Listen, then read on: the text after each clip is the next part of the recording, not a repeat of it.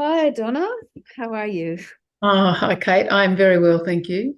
Thank you Great. so much for having me along. We were just noting before that we're both in green, We are. and you've got the trees tossing around outside there, and I've got the beautiful trees tossing around out here with the oceans and the wild winds and the rain. Yeah, here we are together on a wild afternoon. Yes, we've got rain is staying away. But there's plenty of movement in the trees. Yeah, they're really talking behind you. Yeah. So thank you so much for being with us to talk a little bit about grace from your perspective. It's been a delicious experience talking to everybody about their perspectives on grace. It's a big, big word. It sure is. Yeah. And I'm going to dive straight in there and ask you, what does it mean to you to be living in grace? To be living in grace. Well, for me, grace is when I think of grace, I think of the idea of about us being in concert with it's something that comes in a moment. Like, and in those moments, quite often we feel like we're in concert with everything that is around us. It's the time and place we find ourselves in,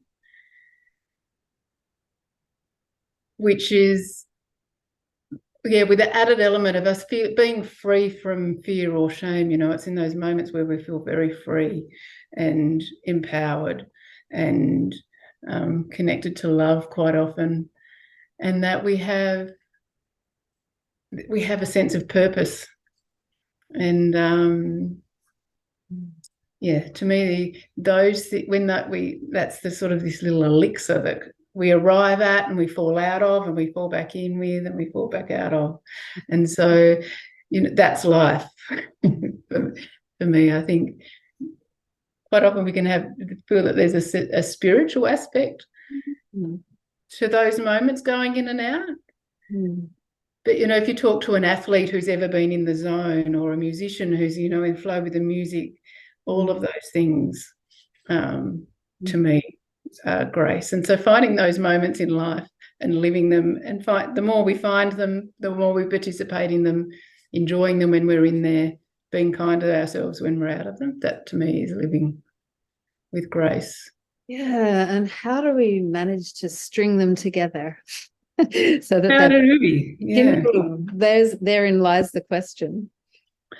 Yeah. I think one good way of stringing. Do we necessarily string them? But the sense of, quite often we can feel like sometimes it's easier to find grace when we're by ourselves and when we come into contact with the humans around us or the situations that we find around us. Mm. Um, you know, those moments when we feel very aligned and in concert with that's going on around us, free from fear and shame. That's for us personally, and knowing that we're in those places. That we also, when we're in communion with another person or conversation, of how we can also honour that they also are free and empowered and have purpose regardless of their point of view. Or, there's this surface level conversation going backwards and forwards, and we're constantly brought in and out of our beliefs and our perceptions that we have up until that time. I think it's very important for us to be able to find that, to be constantly recognising that in the other. Yeah, because I'm always thinking about how we bring each other up, and that can happen in 99 or above. Mm-hmm. And it's like forming each other. There's that beautiful piece of artwork that is on the SBS Cultural Inclusion training, which if people haven't done it, it's a beautiful way to start thinking about the huge privilege of being in this country, being on First Nations land, always was, always will be, and thinking into that. But anyway, this particular piece of artwork by an incredible artist, Elizabeth, her second name is not coming into my 60-year-old brain, but she's done this beautiful piece of artwork, which is about river rocks. And the river's coming down, and each river rock is absolutely different, but rubbing up against each other and creating these incredible shapes so that you know, each time you look at those river rocks in her painting or real river rocks, it's just like, wow, wow, wow. We form each other, don't we? And to be able to find that grace in our interactions is so important and such a practice. Yeah. Yeah, it is. It's like,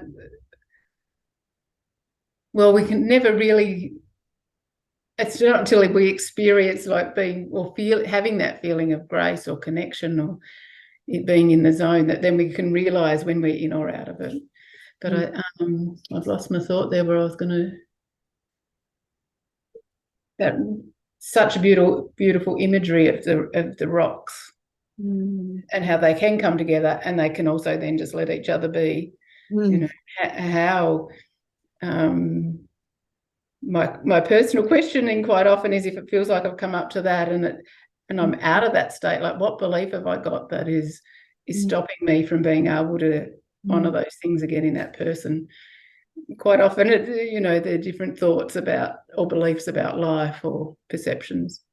Yeah, you know, the whole Buddhist thing of loving thy enemy, you know, it's just like you really learn the biggest lessons from people that you might, I don't believe in the word enemy, but, you know, somebody who puts it right up in front of us and we're like, oh, you know, okay, why am I doing that? You know, where is that landing in me? What's that about? How can I turn back to grace, I guess, or become my bigger self?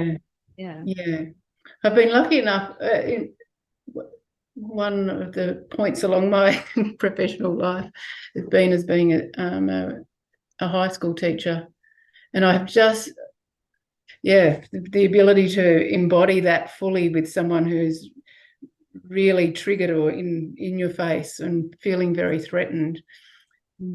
I feel very lucky to have been witness of how powerful it is when we can stay in that place for ourselves, even when the person is in our face.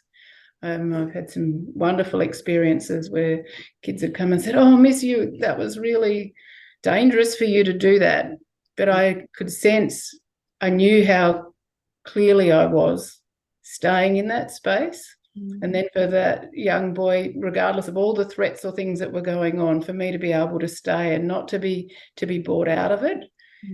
To hear him then say to other students, I don't know just what happened. There was no way I could elevate to my normal state, which could have been violence or other things. And I feel like I've had that experience a few times in my life where that's really, you know, given me a deep knowing of the power of it.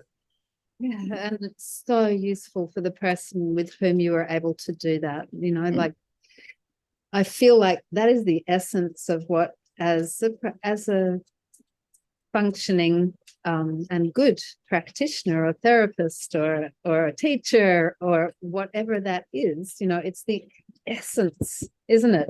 To be able to hold, you know, they talk about it a lot in hippie terms of holding the space or what have you, but it is that. It's like, okay, how do you stay in that integrity and allow somebody to experience a bigger sense of reality just by your essence, rather than the words that are coming out of your mouth or telling them you should or you could. Yeah. How do we?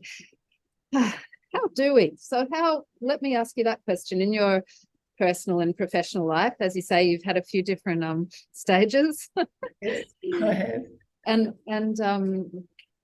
definitely, you know, in whatever we do, coming into intimate contact, as we do as therapists and teachers with others, do you feel that that's given you something? Has that allowed you to have an experience or a play around with a greater state of grace in your life? Have you changed as a result of your professional life?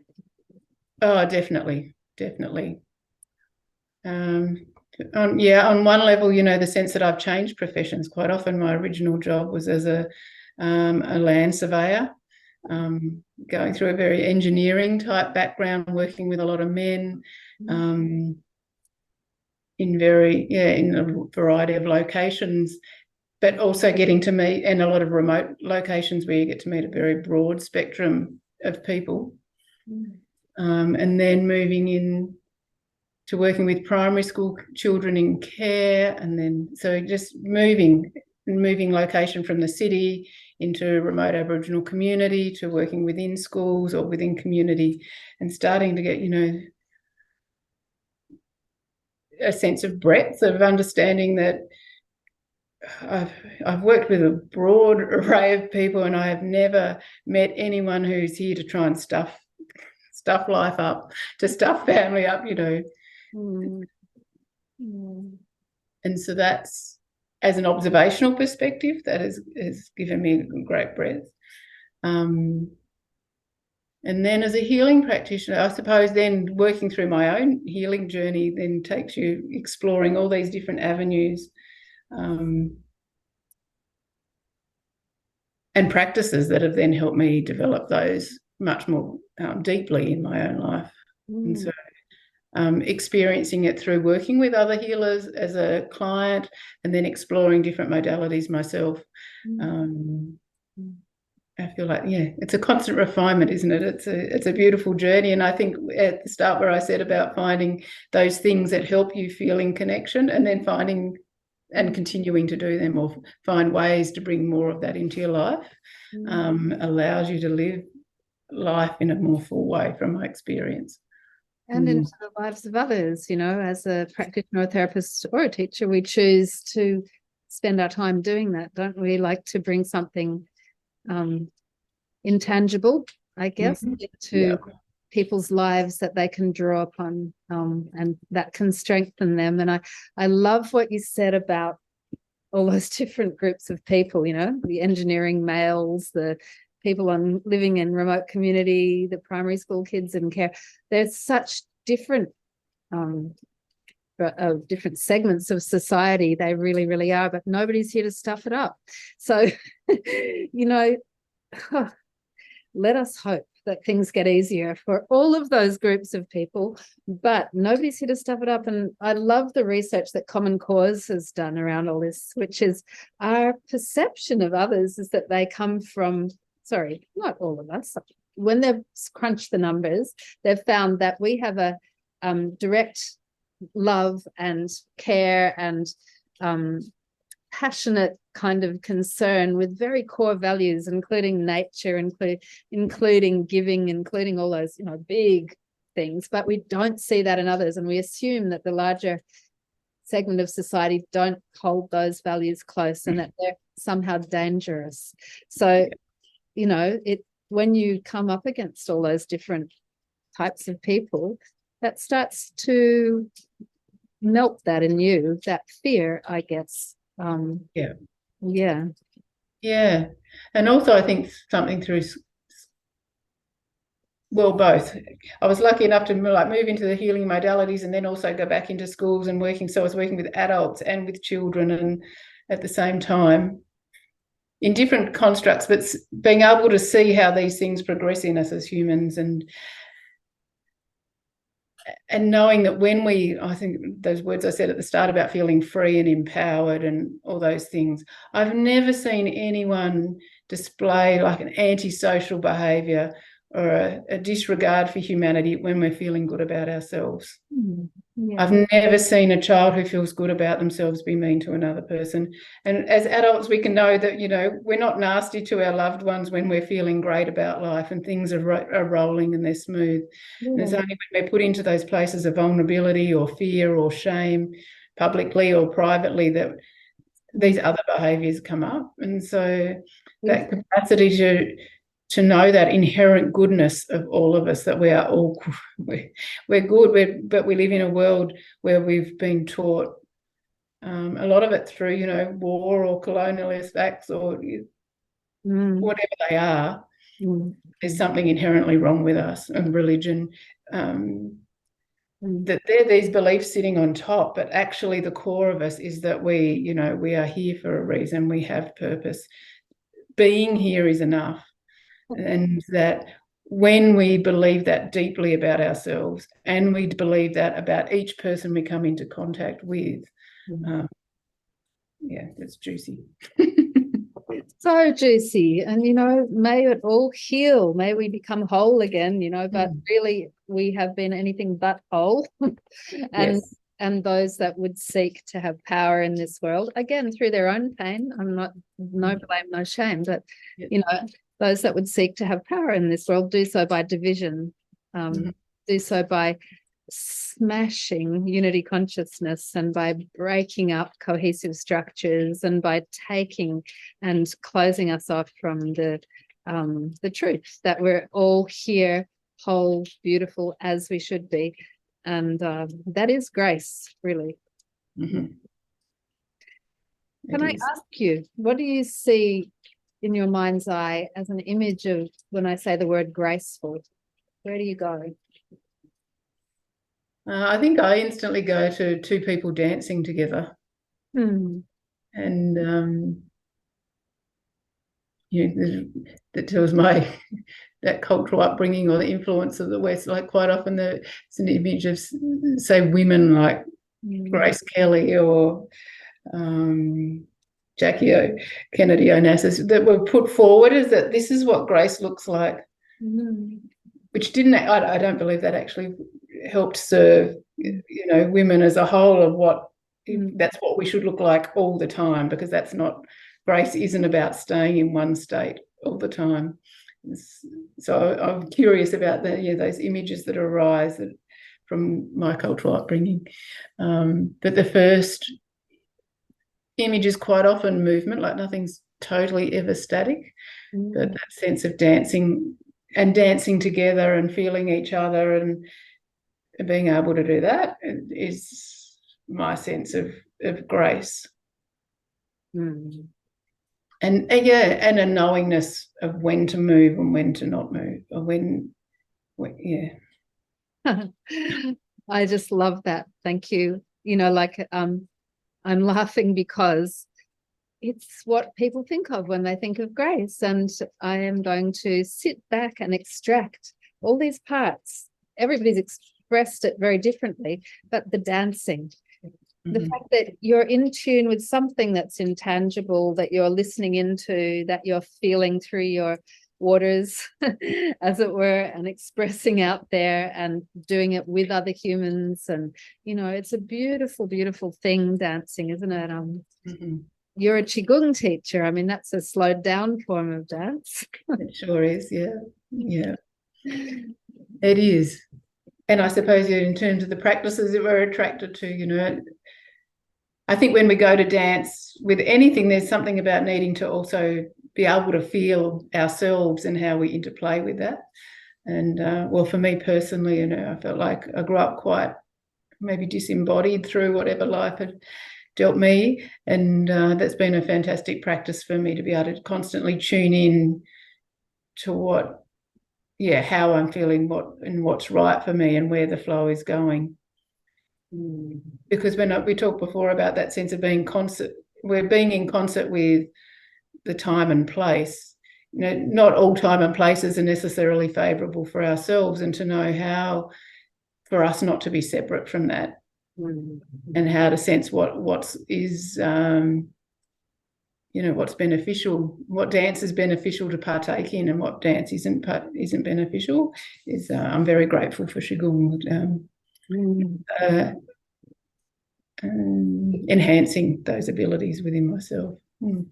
Helping you tune in to that. Helping me tune in, yeah. And, like I've always loved about Qigong, the inspiration that is from nature, and the skies, the waters, the swans, yes, whatever else. I think that dance and that song is pretty much all around us all the time. Yes, I agree very much. All right, last question, which is, I know I haven't even asked you about the other arm of what you do. You're a Qigong teacher, and your form of therapy, perhaps you'd just like to speak a little of that, and I don't know if you want to contextualize it around grace or just speak about what it is. Yeah, well, it is quite, now I've just talked about Qigong, it's forensic healing it's not so much a modality in itself, but it's a framework set up by a woman called Marisa Rousseau, who over her long healing career as a kinesiologist, that sense of sensing in, but not necessarily a modality, but sensing in what is the right, it's a bit like coming back into the dance, what is the right pathway to follow within any healing session between the practitioner and the client. And so part of that training is very much tuning in your own intuitive processes and the sensing of others. And then being able to follow. So the protocol was really lots of lists of very beneficial pathways and modalities that can be adapted to each practitioner. So Maurice has put together a protocol that works from all her experience, and then anyone can bring in, whatever their modality is, so that when you're sensing what is the best pathway, you're drawing on all those skills. And so in that sense of being able, it's very much a sensing modality, but so incredibly powerful because it's fine-tuned. Each session is so different. I never know which way the session is going. And I'm, especially in the early days, not so much now, just being constantly astounded at the outcomes and the benefits people have felt within their life, or with, whether that's pain disappearing immediately, or mindset changes, or just recognition of patterns, because this is covers so many areas: neuro-linguistic programming and emotional release and somatic. Wow. Amazing. We might need to ask you to come back and do a little bit of a master class for therapists, I think, and have a little discussion of that in depth so people get more of an understanding. But for the time being, we'll put a link under the video that we have here in YouTube so that people can explore what that actually is. Fantastic. Until we get the resources to put that up into SoulAdvisor as its own separate modality. Fantastic. Yeah, so thank you. And so, okay, so the last question is, as a practitioner of forensic healing, yes, and Qigong, and just as you, what's your top tip or idea about the framework or the focus or the practice that people might use to embody more grace in their day-to-day existence? It's so broad, isn't it? And for each individual person. But I think the first point is that noticing, being able to notice in yourself what things start to make you feel a bit more alive, what things make you feel not so alive, like as the first simple practice, and recognizing whether you do or can't, because quite often we've deadened a lot of those senses to be able to just survive.